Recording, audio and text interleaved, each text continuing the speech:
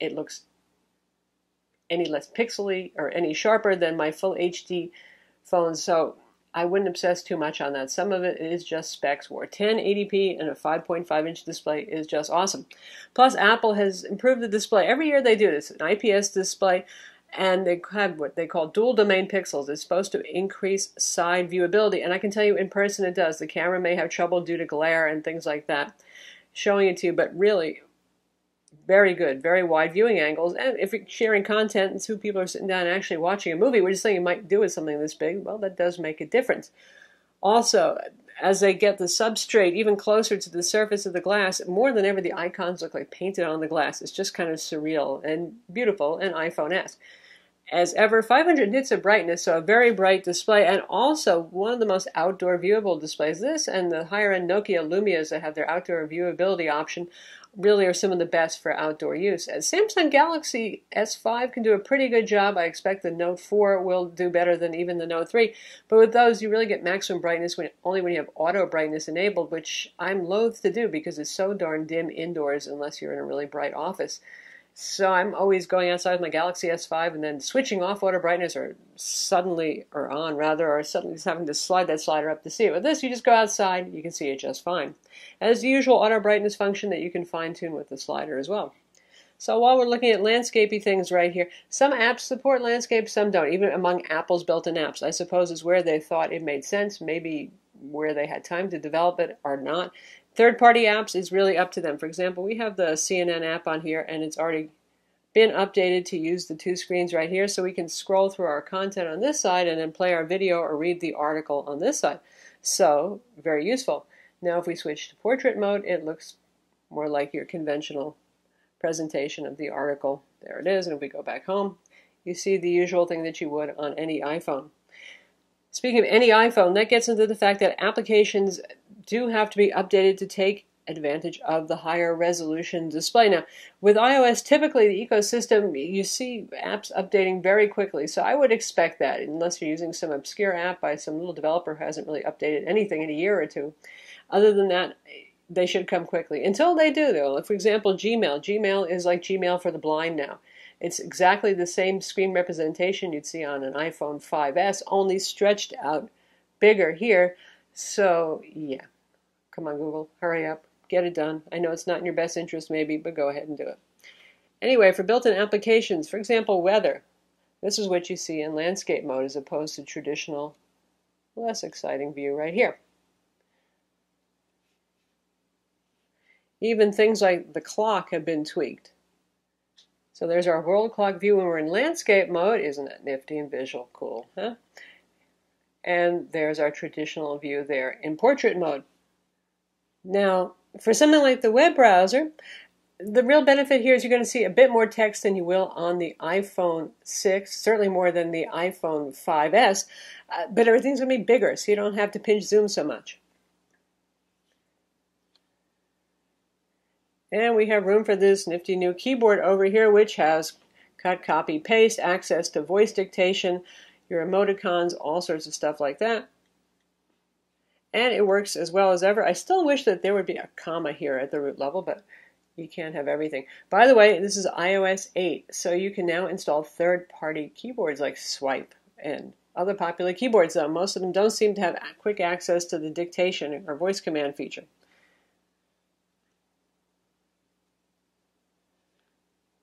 And there's our home page right there. And things are reasonably readable if you have sharp eyes. And this is the desktop view. This is very, very easy to read right here without having to pinch zoom in, which is pretty cool. I know those of us who have been using an iPhone 5S and constantly zooming in if it's a desktop site can appreciate that.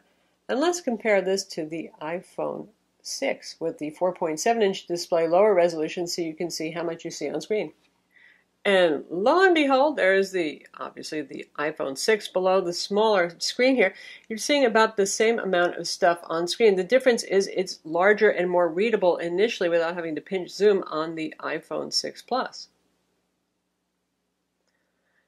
So Apple always is into the idea of making something that's, well, pretty viewable and easy on the eyes rather than doing, say, the Windows 8 way of having resolution be crazy high or something like that for Windows 8 desktops at first when Windows 8 came out. they're keeping things pretty readable. So that gets to the fact, how good are your eyes? If your eyes are not really awesome, you're probably going to like the iPhone 6 Plus better because things are, well, more legible initially without having to zoom in and out. For mobile sites, obviously, this is going to matter less. Now, for an application like iBooks here, you're getting a lot more text on screen potentially. I have the font size set towards the smaller end of things. I have pretty good eyes, at least with the help of my eyeglasses right there. Lots of text. It's kind of more like reading a book or reading on a tablet as opposed to on the iPhone 5 where it seemed like you read one paragraph and then had to swipe to scroll. And let's compare that to the iPhone 6 so you can see. Now you're getting plenty more on the iPhone 6 too, but you can see the difference right there. So for those of you who are avid readers and you just hate constantly swiping pages, there's an advantage there. The iPhone 6 is 326 ppi versus the 401 on the iPhone 6 Plus. Honestly, both of these look equally lovely and sharp. So in terms of reading text quality, they're both really good. So how about performance? This has Apple's new A8 CPU. That's a dual-core 1.4 gigahertz CPU. It is a 64-bit CPU, 1 gig of DDR3 low-power RAM inside. Now, don't worry about dual-core versus quad-core so much because typically Apple's recent dual-core CPUs have matched, say, the Snapdragon 800, 801 series when it comes to performance, even though those are quad-cores. Geekbench 3, you got it right here, 1608 for a single-core, where around 1,000 so far is the best we've seen on high-end Android smartphones running on a Snapdragon 800, 801, Multi-core, 2877. So, as always, Apple does a great job with their A8 CPU, just like they did with the A7 CPU. Good performance here. 3D Mark Ice Storm Unlimited, 17,601. That's pretty good. We've seen some Android phones reach maybe 500 points higher. Obviously, you're looking at pretty much comparable performance there according to 3D Mark, which, well, measures 3D performance. SunSpider, the JavaScript test, 364. That's where lower numbers are better. That is one of the best scores we have ever seen on a phone. That's about like you would see on a desktop, so quite good. As ever, iOS is very fast and fluid. You're not going to really see it lag. Apple does a very good job of managing memory and managing applications there. You get a couple of other new things with iOS. You get some notifications here that are actionable. I don't have any, unfortunately, right now. But if you have, say, a new email there, a text message, an iMessage, something like that, you can actually reply in line, which is pretty nice. They have the new Health app. It's not doing so much yet, but we look forward to it actually having some more features and more compatibility with existing health applications on board. And, of course, Apple Pay is coming. It uses the NFC chip that's built into this guy for wireless payments when you're at the store. Looking around at 7.1 millimeters, so both the iPhone 6 and 6S are skinnier than the iPhone 5S. And they have to be, honestly, because they're bigger phones. And when you're reaching around and it's a hard, straight-edge device, it can be hard to hold. So if you're going to go thin, you're going to go comfortable. Sort of like the iPod Touch. We have the elongated buttons here because they're so skinny and small. You got to give them some more surface area, make it easier to use them. The usual ringer lock right over here. Nothing up top. On the side, we have the power button. Now, this is not unlike a lot of big Android phones. And there's a reason why big Android phones go with this kind of arrangement. It's because when you're holding it with one hand, you really can't reach the top to get to the power button very easily, though HTC remains kind of stubborn in putting their power button up top on their HTC One M8 flagship smartphone. Nano SIM card slot there with the usual pokey hole tool where you put it in your SIM card, and on the bottom, the lightning port. The single mono speaker, yes, just because it got bigger, Apple did not see fit to squeeze a second speaker in there. 3.5 millimeter audio jack, microphone hole right there. We have a secondary microphone on the front face. Speaking of the front face, up here on the front, we have the 1.2 megapixel or 720p iSight camera, f2.2 lens, backside illuminated sensor as well. Obviously your earpiece here. I've had no trouble with the size of the phone when making phone calls in terms of earpiece and mic alignment. It hasn't really affected call quality in the least bit. In fact, call quality on this has been very good. By the way, this phone supports HD voice. Now here's the deal with HD voice. It has to be HD voice to HD voice enabled phone for that to work, to get that higher quality voice codec and on the same carrier. So if you're a Sprint customer, you have to call another Sprint customer. If you're Verizon, you got to call a Verizon customer. It also supports XLTE for faster LTE, uses channel bonding to do that. And another neat thing for you Verizon people is Verizon just enabled voice over LTE for the iPhone 6 and 6 Plus when it came out.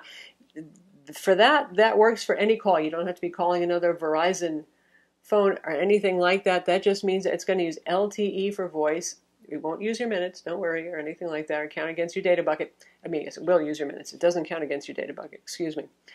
But you're going to be able to surf and talk at the same time, which for Verizon customers on CDMA networks, well, that's a pretty cool thing because the iPhone doesn't have extra antennas to enable the old 1X network at the same time as LTE. So cool there. 8 megapixel camera back here, backside illuminated sensor, auto HDR. It has large sensor pixels, 1.5 new pixels on the back. So that's more light in, sort of like the HTC approach. The two-tone flash right there, a little ambery, a little white, so you get balanced flash colors on it. And the back. It's kind of a simple slab, except for, well, the antenna lines right here, which some people say reminds them of the HTC one. Haha, Apple copied HTC, but I think it's also kind of reminiscent of the iPhone 5 design where you had the glass plates right here and the metal body. So there's some design continuity going on at the same time. I do think this design looks more elegant on the iPhone 6. What can you do? They kind of just took the iPhone 6 and they stretched it out to make the 6 Plus, though. It's still a very premium, gorgeous, anodized aluminum kind of phone. And once again, available in space gray, which is what this one is, silver, which will have a white face, or gold, which also has a white face. It's still a good-looking phone. Certainly it is. There have been a lot of abuse tests already on the net, people dropping them, tossing them around, hammering them. You get the idea. So far for drop tests, it's survived pretty well, which is impressive, including waist-high drops onto cement. So I'm not saying you should go do that, but it's nice to know. Even the curved glass here on the edges, just like we've seen on some Nokia phones. Obviously, it's going to hit glass first if you drop it on the face. It seems to survive. It doesn't seem to do well if you hit it with a hammer. Don't hit it with a hammer. Some people have claimed that the phone is slippery. I review a lot of phones with a variety of surface finishes, including the LG G3 right here. Really slick back. This is made to look like metal, but it's really plastic. I love this phone. It has a great curve. It fits in the hand. It is super duper slippery. I'm always tossing it like a bar of soap. I don't actually find this too slippery. The anodized metal surface is a little bit less slick, and it's thin enough that you can kind of get it into your palm and feel grippy. But you know, cases are important. And on Mobile Tech Review, our website, we'll be reviewing boatloads of cases for this thing. Apple sells a leather case. This one is $50. They also, for $10 less, have one that is a silicone case. This adds on very little thickness and weight. This weighs just about nothing. Soft suede on the inside. It gives it a little more grip. Personally, I think I could use it even grippier. The nice thing, this will go in and out of a pocket without being really hard to do. It's just not that super grippy. But then there's also third-party cases like this. This is Best Buy's own genuine Insignia case. Now, their own house brand cases don't tend to last so long, but it's only $15. It's clear. It doesn't add much weight on at all, obviously, because it weighs just about nothing. It doesn't add much bulk. You can still see how pretty the iPhone is, and this is the grippiest thing in the world. Let me tell you, if you have skinny jeans, it probably will be hard to get it in the pocket, but if you feel like you're fumble fingering this when you're holding it with one hand and trying to do the whole one-handed thing and have the whole weight of the phone back here, something like this. Get one of these grippy cases. Speaking of one-handed, well, Apple has this, I don't know, you can call it Cluj or you can call it cool, that's up to you. Double tap on the home button right there and it just brings everything lower down where your thumb probably is. So there it is. We've seen Samsung phones that not only bring things down but shift them to your choice of the right or left side depending on whether you're right or left-handed, but it does actually do the job for those of you who are trying to just, get to stuff that's on the screen like that. Obviously the keyboard's going to be within range of most people's thumbs using this. I suspect most people are just going to, suck it up and say, I'm going to use this with two hands. Really, it is a two-handed device. That's all there is to it. While we're doing some comparisons, this is the LG G3, and you can see our Geekbench 3 results there, which are actually lower than the iPhone 6 Pluses. 2K display, not really super bright. I love my LG G3. This is my personal phone right here, but brightness is not one of its strong points. Anyway, size-wise, you can see LG did an amazing job of getting 5.5 inches into the smallest possible phone. It is not as tall. In terms of width, they are pretty darn close.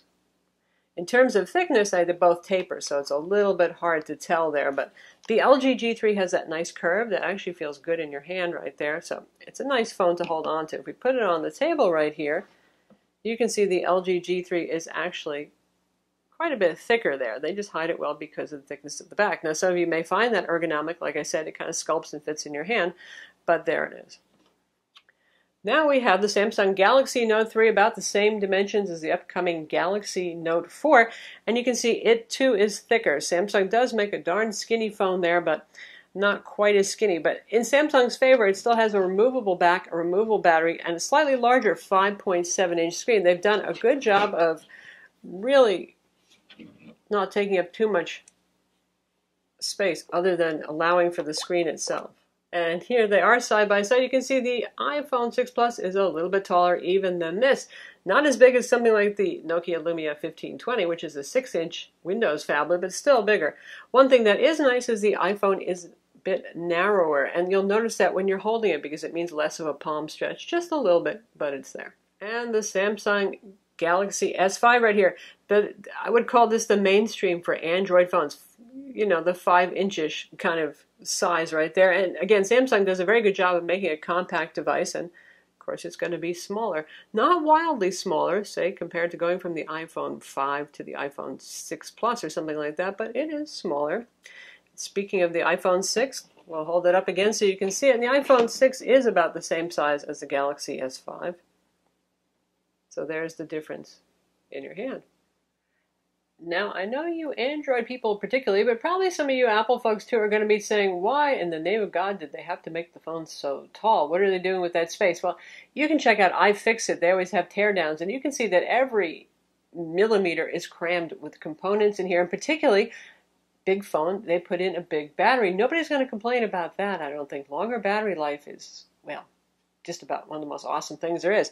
2915 milliamps of power in here, so that's a pretty darn big battery, bigger than the Galaxy S5.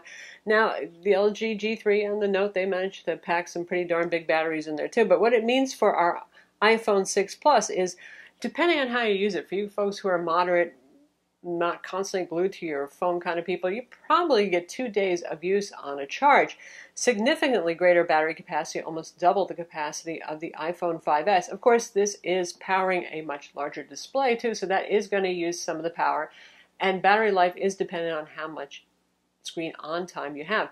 If you're making calls with the screen off, obviously, if you're playing music, be it even over AirPlay using wireless or just with your headphones, you're going to get longer battery life. If you are watching movies, actually, I found that streaming full HD videos, I was streaming Amazon Prime Instant Video on this, Netflix, and it actually did really well. I watched a 2-hour movie, and I used about 10% of the battery on it, so pretty darn impressive. Overall, that is one of the benefits of the phone right here. Great battery life. They are filling this up. A good section of this is battery internally.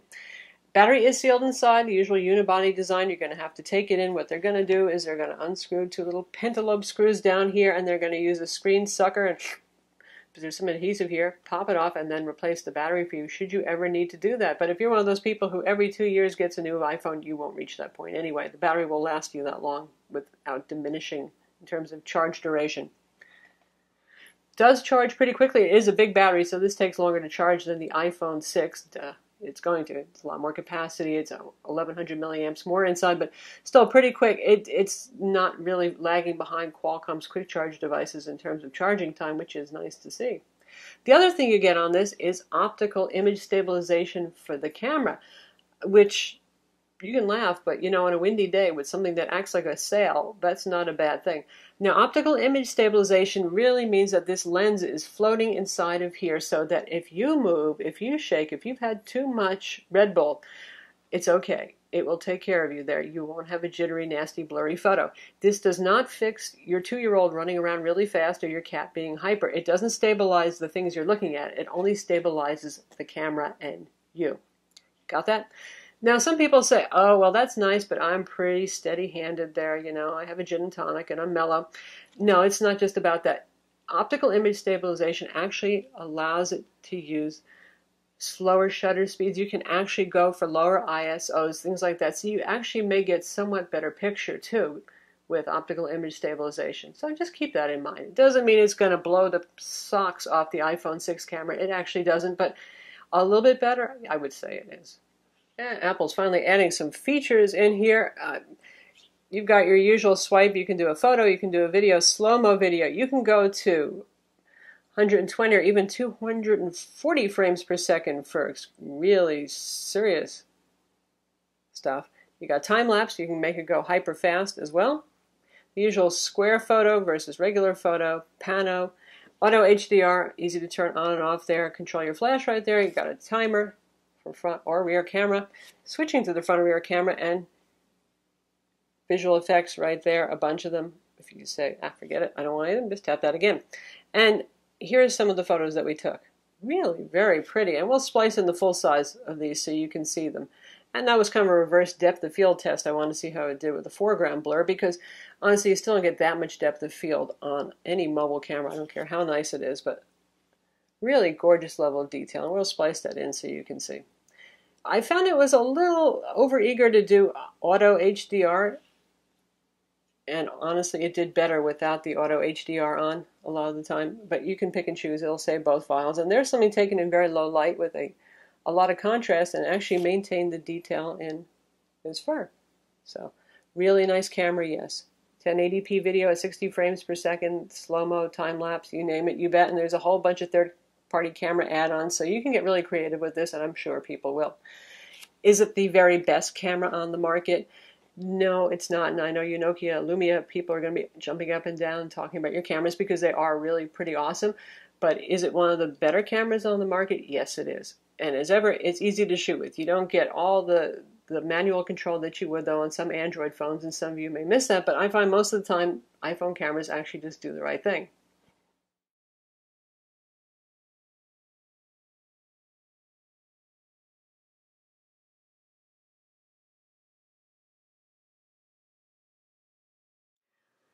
Now, like I said, you got to wait for your app to be updated for the new resolution in iOS 8 if you want to look really sharp. Apple makes it a little easy. We're in the App Store right now, apps and games for iPhone 6. So the things that have been updated most recently, well, here they are.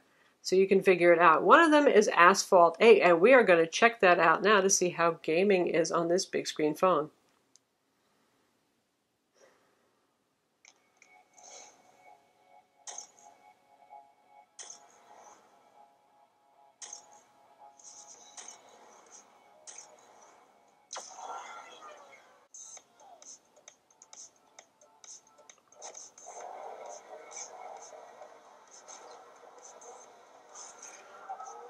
So here we are in Asphalt 8, and yes, this is one of the reasons why some of you want a big screen phone. This is like way cool. Everything is big and easy to see. iOS games tend to have very good quality graphics, so you can really enjoy them on a large screen here.